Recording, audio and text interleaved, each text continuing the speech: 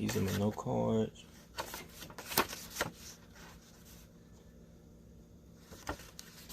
Alright, good evening everyone. My name is Nigel McGee and I am a senior at North Panola High School. My subject for the day will be the coronavirus. So have any of you seen any good movies lately? Because if not, this would probably be a good time to start. The coronavirus has taken America by storm. And it also showed us what we as Americans have for so long taken for granted. I'm sure everyone listening right now can attest to what I'm saying. As an American citizen, as a class of 2020 graduate, and also as a member of our workforce, I feel that I am licensed, no, obligated to speak on this issue.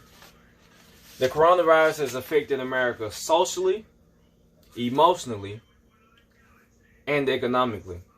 In this short video, I'll just be briefly describing each of these three effects.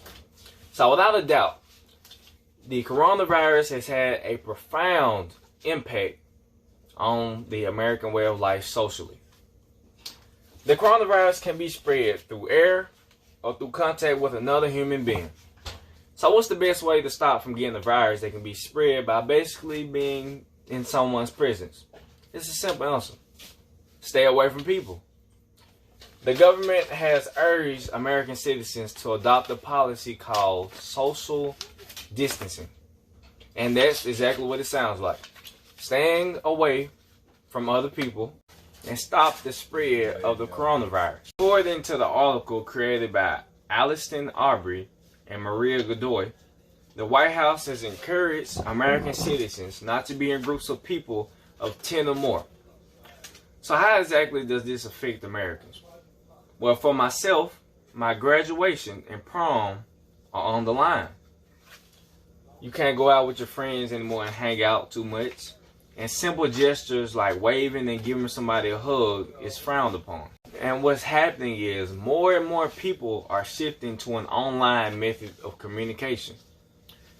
And before this pandemic started, communication was always an issue, as more and more people would rather be on their phones than interact with everyone at the family gathering.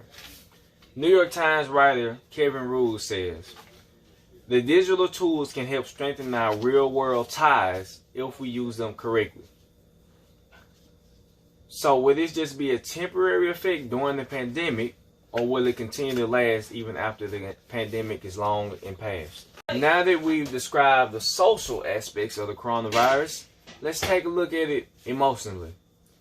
Don't visit older relatives unless it's absolutely necessary, says Sean Morris, a geriatrician in New York City. So for those that live with their grandparents or visit them often, how are they affected? Many people turn to their grandparents for advice, support, and even as babysitters. And to learn that you have to stop contact with your family can be devastating. Ann Miller states, "People who have weaker social relationships are 50% more likely to die over a given period of time than those with robust social connections." Humans need interaction. It gives emotional support knowing that you have someone to depend on. It gives emotional support knowing that you have someone that you can talk to. But the coronavirus is putting a strain on these emotional relationships. How would it feel to know that you have to leave your loved ones alone and stay out of their lives just to save their lives? We've taken a look at the social and emotional aspect of this virus, but the economic aspects have truly shaken America. I'm a worker at Red Lobster, and our doors are one of the first to be closed. So me, I'm a high school student, still living with my parents, and the only bill that I have is a car note. So what about those with more responsibilities and no support system to lean back on? How will they respond? How are they affected? In a study from the article created by authors Laura Jones, David Brown, and Danielle Palumbo, the FTSE, Dow Jones, and Nikkei shares have taken hits since December 31st of last year.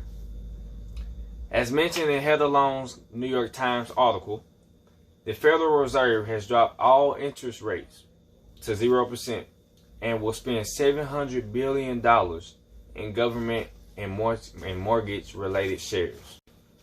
This is all being done to combat the economic decline created by the coronavirus. This is just the general overview of the economic situation that we're in right now. I described briefly how America has been affected economically, socially, and emotionally by the coronavirus. It has changed the very aspect of how we live. It has limited our interaction, caused us suffering, and has halted many of our sources of income. And in writing this and in making this speech, it is my hope that the viewers and us as Americans can do each of our parts and get back to that American way of life. Thank you all for listening.